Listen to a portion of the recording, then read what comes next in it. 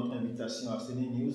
Vous êtes la coordinatrice du collectif France Dégage, aussi porte-parole internationale de l'ONG Urgence Panafricanisme et la coordonnatrice de la même ONG au Sénégal.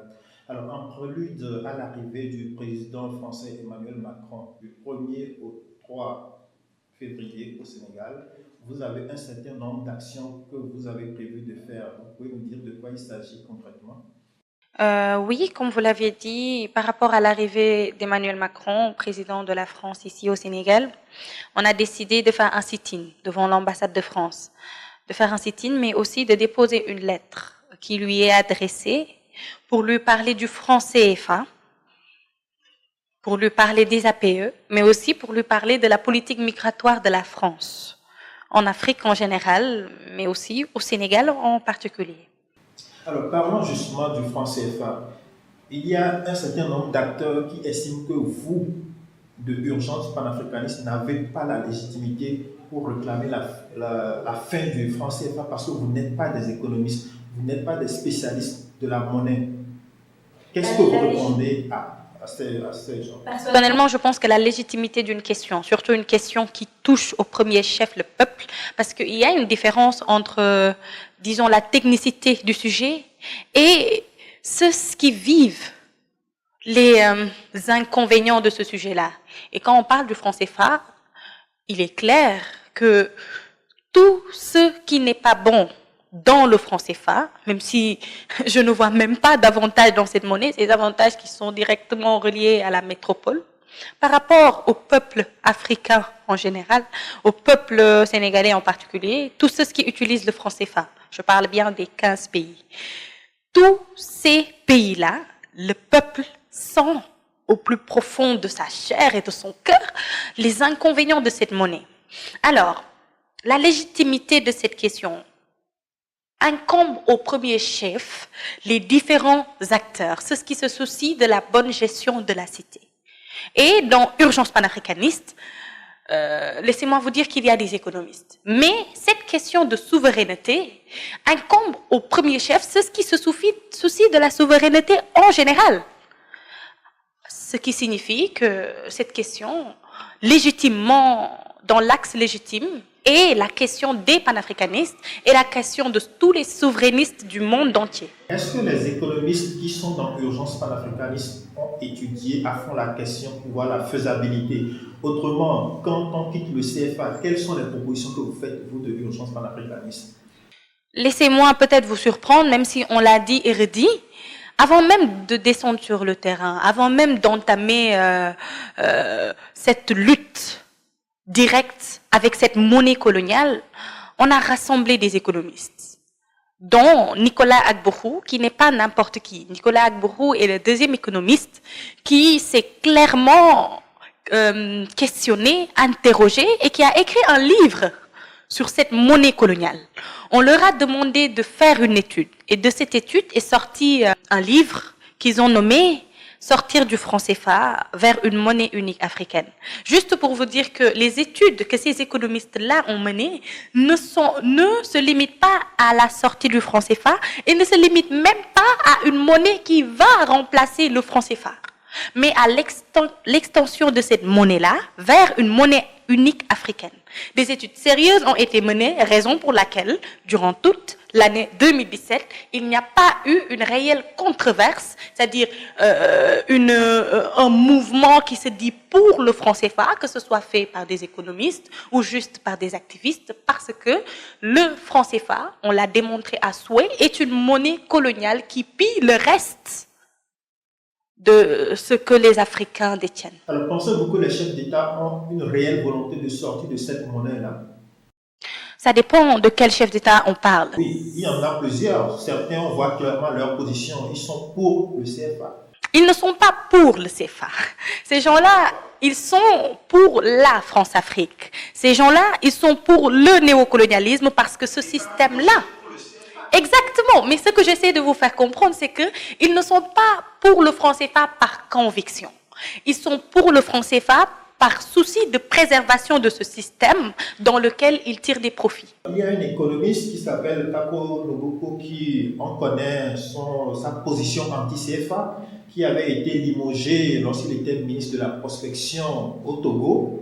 Dit-il, c'est sur instruction de certains chefs d'État, donc porte-parole de la France-Afrique, qui a été récemment limogé également d'une direction de la francophonie. Et il semble que c'est toujours sur instruction du même chef d'État. On parle du président Alassane Ouattara. Alors, quand c'est comme ça, dans cette situation, comment pensez-vous qu'on peut vraiment sortir? Parce que ceux qui défendent, disons, la souveraineté monétaire, quand ils sont traqués dans leur dernier retranchement, comment pensez-vous que ce combat-là puisse aboutir un jour? Je pense que ce combat avance. Ce combat a tellement avancé que ceux qui tirent les ficelles du néocolonialisme se sont sentis menacés et ont renvoyé Kako Nabuco. C'est ce qui s'est passé. Et là, ça nous permet, ce renvoi nous permet de faire le lien. Bon, nous, on l'avait déjà fait en tant que panafricanistes. Nous pensons profondément que le néocolonialisme est un système, disons un puzzle qui a plusieurs pièces, dont la francophonie. Raison pour laquelle, ici au Sénégal, il y a eu le contre-sommet de la francophonie dont on ne parle jamais.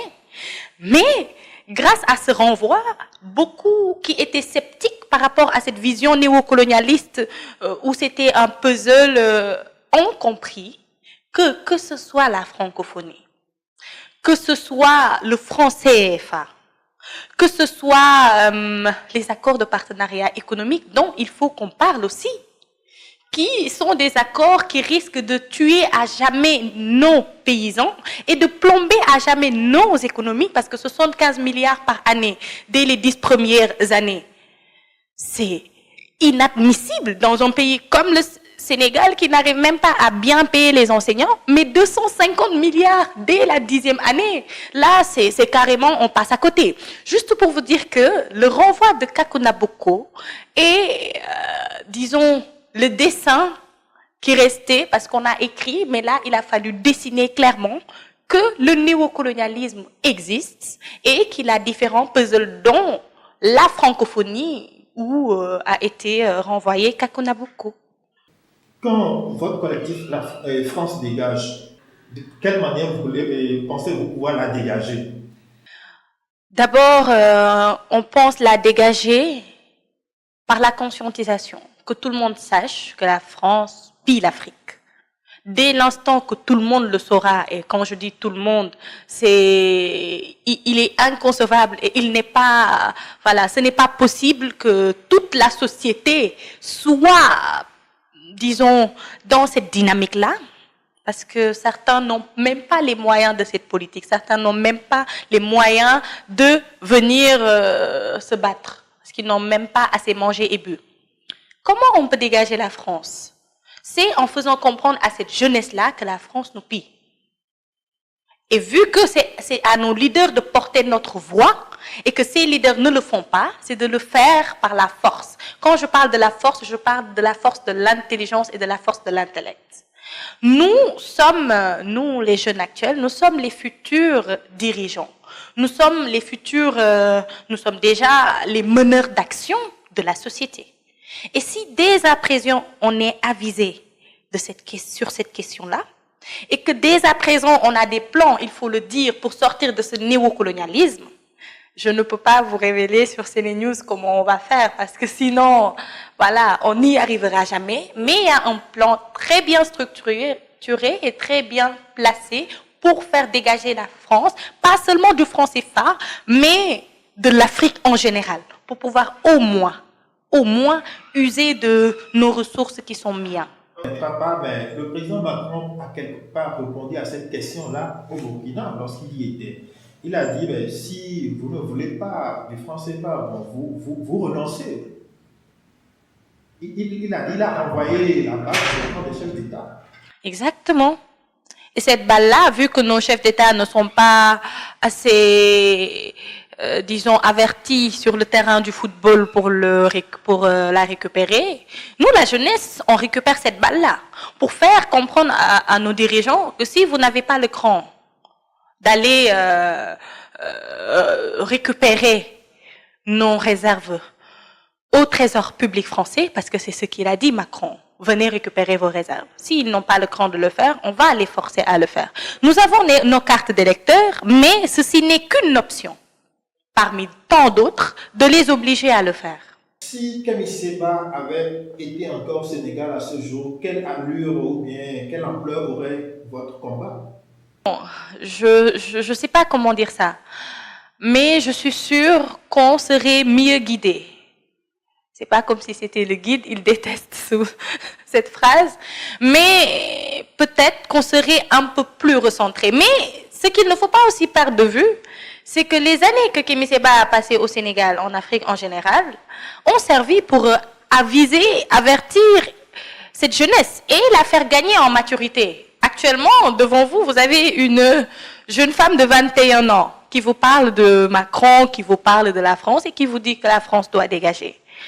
Et derrière cette jeune fille de 21 ans, il y a des millions de jeunes, plus intelligents et je vais dire plus prêts à faire dégager la France. Alors je peux dire que même s'il n'est pas là, il a déjà fait ce qu'il avait à faire. Donc vous admettez quelque part que son expulsion a affaibli quelque peu la lutte qu'il menait, que vous meniez tous ensemble? Je ne dirais pas ça, au contraire. En fait, aussi bizarre que cela puisse paraître, là je vous parle sincèrement, son expulsion a permis à beaucoup de sceptiques de comprendre que la France a peur. Mais pourquoi la France aurait peur si le franc CFA ne procure que des avantages à l'Afrique? Ça a permis aux gens de comprendre que quand un État se bat par rapport à quelque chose, c'est pour ses intérêts. De Gaulle disait que les pays n'ont ni amis ni ennemis, ils n'ont que des intérêts. Et raison pour laquelle Kémy Séba a été expulsé du Sénégal sous ordre de Macron. Alors, l'arrivée de Macron, globalement, pour vous, c'est quoi? C'est quelque chose de... Est-ce que c'est positif ou bien pour vous, c'est une belle occasion que vous puissiez exprimer votre position par rapport à sa présence en Afrique? L'arrivée de Macron est très normale. Disons que la métropole vient revisiter la colonie. C'est aussi simple que ça. Raison pour laquelle, dans chaque société, et ça c'est prouvé scientifiquement, il y a des gens qui n'acceptent pas d'être décolonisés. Et c'est ces gens-là que vous allez retrouver le 1er février devant l'ambassade de France avec une lettre de protestation et en train de faire un sit-in pour dire non à ce colonialisme. Que contient cette lettre? Cette lettre, je dirais, cette lettre contient notre vision par rapport à l'implication de la France dans le franc CFA. Cette lettre contient la volonté mesquine de l'Union européenne dirigée, il faut le dire, par le couple France-Allemagne, de vouloir plomber le peu d'espoir qui reste en Afrique et le peu d'économie. Mais cette lettre renferme aussi cette politique migratoire de la France. Oui, sur ce point, de quoi s'agit-il concrètement? La politique migratoire de la France est simple. Ils acceptent que nos ressources migrent, mais que nous, qu'on ne vienne pas. Ils ont une phrase, ils disent que la France ne peut pas accueillir toute la misère du monde. Et ils créent la misère du monde dans ces pays-là. Une étude du gouvernement sénégalais, le ministère chargé des Sénégalais de l'extérieur, dit que chaque jour, 7 Sénégalais essaient de traverser la Méditerranée. Ça, c'est un cri de détresse. Moi, je le vois comme ça. Si au Sénégal, je donne juste un exemple très simple, on payait assez les enseignants pour que les élèves puissent aller à l'école, ces élèves-là n'auraient pas pour ambition de traverser la Méditerranée. Si après avoir eu leur diplôme, ces élèves-là avaient la possibilité d'avoir un emploi, parce que les 50% de nos réserves qui sont au Trésor public français, depuis 1960, c'est des milliards. Et imaginez, ça, c'est l'état actuel. Maintenant, l'état actuel qui est désespéré jusqu'à la limite. Imaginez qu'à cet état, on ajoute moins de 75 milliards par année, les 10 premières années au Sénégal, et 250 milliards, ce qui signifie que là déjà c'est le désastre, et dans quelques années ce sera la catastrophe. Et cette politique migratoire. C'est-à-dire que la France crée la misère du monde et n'est pas prête à l'accueillir. On veut comprendre à cette France-là que cette jeunesse africaine en a marre. Et je vais dire, notre premier interlocuteur par rapport à cette question est le président de la France, qui se trouve être Emmanuel Macron et qui veut venir au Sénégal comme si de rien n'était. Reprocher à la France sa politique migratoire, c'est quoi? Vous voulez que la France ouvre quand même ses frontières à l'Afrique, c'est ça? Non. C'est quoi? Ce qu'on veut faire, pour être plus simple, c'est qu'on demande à la France d'arrêter, d'obliger nos enfants à migrer en leur pillant le peu qu'il reste sur leur terre. Pour faire simple. Quant à la fermeture des frontières, est-ce que vous prononcez sur cette question-là? Par rapport... On se barricade et que les gens soient... Parce qu'il y a des gens qui ont les moyens de voyager légalement, d'aller en Europe, ce n'est pas possible. Mais en fait, moi je pense que ce point, il y a la partie visible de l'iceberg et la partie invisible. Le problème, c'est que l'Europe est présentée comme étant le paradis. Même si ce n'est pas le cas. Comment peut-on comprendre qu'une politique au Sénégal faisait en sorte que les meilleurs étudiants avaient la possibilité d'avoir des bourses pour aller étudier en Europe et y rester? Parce qu'il faut le dire, la fuite des cerveaux a commencé là. Ce qui signifie qu'il y a deux choses. Il y a l'Europe qui crée la misère et en créant cette misère-là récupère ce qui est bon pour construire son pays. Refuse d'accueillir ceux qui viennent. Et il y a nos présidents qui nous font comprendre que quand tu es brillant, tu dois aller en Europe. Ce qui signifie qu'il y a une politique psychique qui oblige les gens, même ceux qui n'ont pas vraiment besoin d'y aller, à partir. Parce que ce soit les dirigeants européens, que ce soit nos présidents, ils présentent tous l'Europe comme étant le paradis et l'Afrique comme étant l'enfer. Quand vous dites la France crée la misère ou pille les pays, mais elle ne le fait pas comme ça, c'est parce qu'on a prêté le flanc, on lui a ouvert grand les portes. Est-ce que ce n'est pas nos dirigeants en premier à eux qu'il faut s'attaquer? On sait qui? On sait nos dirigeants, comme vous l'avez dit. Mais on s'attaque à eux tous les jours à la place de l'obélisque. On leur fait comprendre tous les jours qu'on n'est pas d'accord. Mais est-ce qu'ils entendent le message? Ils l'entendent, ils le comprennent, mais ils s'en foutent. Pour la bonne et simple raison que leurs avantages restent dans ce système. Raison pour laquelle il nous incombe au premier chef, nous, la jeunesse africaine, de ne plus leur faire comprendre, parce qu'on ne peut pas leur expliquer ce qu'ils savent déjà, mais de leur forcer la main.